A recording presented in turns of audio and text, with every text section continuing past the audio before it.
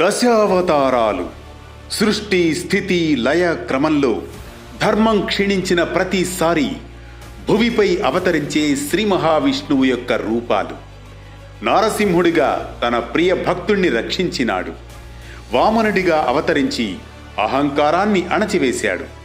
రాముడిగా ధర్మాన్ని స్థాపించినాడు. మనకు ఆదర్శ పురుషుడయ్యాడు. ఆ తర్వాత ద్వాపర యుగంలో మరో సుప్రసిద్ధ రూపంలో అవతరించాడు. ఆ అవతారమే బలరామావతారం.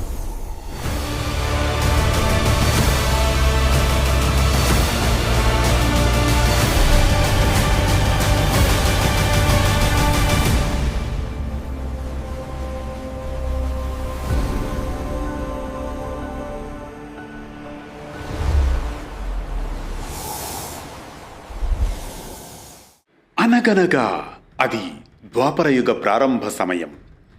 అలనాడు ఇంద్రాది దేవతలు భూమాతతో కలిసి వైకుంఠంలో శ్రీ మహావిష్ణువును దర్శించేందుకు వైకుంఠానికి వెళతారు.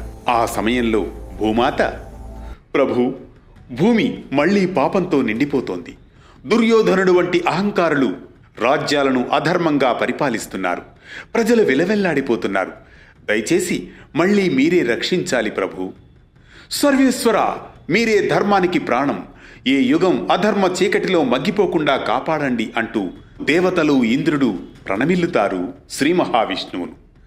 ఆ సమయంలో శ్రీ మహావిష్ణువు, దేవతలారా, భూదేవి, చింతించకండి. ధర్మ సంస్థాపనార్థం ద్వాపరయుగంలో నేను ఇరువురిగా అవతరిస్తున్నాను. ప్రభు, ఇద్దరుగా అవతరించడం ఏ విధంగా సాధ్యపడుతుంది? మీ లీలలు కడు ఆసక్తికరంగానున్నవే అని ఇంద్రుడు అనగా, అవును ఇంద్ర, ఒక అవతారం బలరాముడు శక్తికి ప్రతిరూపంగా భూమిని దున్ని శ్రమకున్న విలువను బాధ్యతలను గుర్తు చేస్తాడు. మరో అవతారం శ్రీకృష్ణుడు జ్ఞానానికి ప్రతిరూపం, సత్యాన్ని బోధిస్తాడు. అనగా వైకుంఠమంతా శ్రీ మహావిష్ణువు అనుగ్రహంతో ప్రకాశిస్తుంది. బలరాముడు సాక్షాత్తు ఆదిశేషుని అవతారంగా మన పురాణాలు చెబుతున్నాయి. శ్రీకృష్ణుడికి సోదరుడిగా శ్రీ మహావిష్ణువుకు అంశావతారంగా జన్మించాడు బలరాముడు. బలం, ధర్మానికి ప్రతీకగా నిలిచిన బలరాముడు నాగలిని ఆయుధంగా కలిగి ఉంటాడు. శ్రీకృష్ణుడి జననానికి ముందు దేవతలు విష్ణువుని ప్రార్థించినప్పుడు విష్ణువు తన అంశమైన ఆదిశేషుణ్ణి దేవకి గర్భంలో ప్రవేశపెట్టమని ఆదేశిస్తాడు. ఆ విధంగా దేవకి గర్భంలో మొదట ఉద్భవించింది బలరాముడే. అలా కాలక్రమంలో భువిపై మధురానగరంలో వసుదేవుడు దేవకీ దంపతుల 8వ సంతానం శ్రీకృష్ణుడు. కాని అతనికి ముందు జన్మించబోయిన 7వ గర్భమే బలరాముడు. శ్రీహరి యోగమాయ ఆ గర్భాన్ని రోహిణీ గర్భంలోకి మార్చుతుంది. అందుకే ఆయనను సంకర్షణుడు అంటారు. గర్భం నుంచి మరో గర్భానికి సంకర్షించబడినవాడు. అలా భూమిపై అవతరించినందునే బలరాముడు జన్మించిన క్షణం నుంచే లీలామూర్తి, బలమూర్తి, అనంత శక్తిగా అవతరిస్తాడు. మొదట్లో రాముడు అని పేరు పెట్టారు, కానీ బలరాముడు అనే పిలిచేవారు. అంటే అతనికి ఉన్నతమైన బలం వలన బలమైన రాముడు అని అర్థం. బలరాముడు శ్రీకృష్ణుడి అన్నయ్య కాబట్టి శ్రీకృష్ణుణ్ణి రక్షించేందుకు సహాయం చేయడానికి జన్మించిన బలమైన సోదరుడు అని అర్థం కాబట్టి ఆయనను బలభద్రుడు అని కూడా పిలుస్తారు. బాల్యంలోని బలరామకృష్ణ లీలలు కడు రమ్యం. తన తమ్ముడు శ్రీకృష్ణుడితో గోశాలలో ఆడుకున్నాడు. చిలిపి పనులను చూశాడు. కృష్ణుడు వెన్నను దొంగిలించడాన్ని, మన్ను తిన్నాడని యశోదకు, అమ్మా తమ్ముడు మన్ను తినేను చూడమ్మా అని రామన్న తెలుపగా, అన్నాని చెవినులిమి యశోద ఏదన్నా నీ నోరు చూపుమనగా,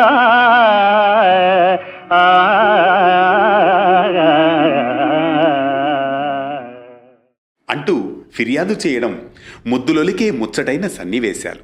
అంతర్గతంగా లీలా వినోదాలు, సందేశాలు కూడా.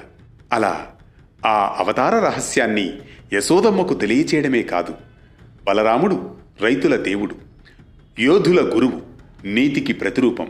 ఆయన చేతిలో ఉండేది హలాయుధం. భూమిని దున్నడం, విత్తనాలు నాటడం, వర్షం రావడం, ఇవన్నీ జీవనధారను సూచిస్తాయి. బలరామ సంకర్షణుడు సాధారణంగా కుడి చేతిలో గదతో ఎడమ చేతిలో నాగలిని పట్టుకొని నిలబడి ఉన్నట్లు చూపబడుతుంది. భాగవత పురాణం ప్రకారం వ్యవసాయదారులకు సృజనాత్మక జ్ఞాన భాండాగారానికి ప్రతీకగా నిలిచాడు బలరాముడు. బృందావనానికి యమునా నీటిని తీసుకురావడానికి నాగలితో నీటి కాలువను తవ్విన జ్ఞానంలో బలరాముడే మనకు మార్గదర్శి. తోటలు, పొలాలు, అడవులను కూడా ఉద్ధరించిన జ్ఞానం ఆయనదే. నాగలిని అసురులతో పోరాడడానికి కూడా ఉపయోగిస్తాడు. ఇక కురుక్షేత్ర యుద్ధంలో కౌరవులలో దుర్యోధనుడికి, పాండవులలో భీముడికి బలరాముడు గదతో యుద్ధ విద్యలో తర్పీదునిస్తాడు.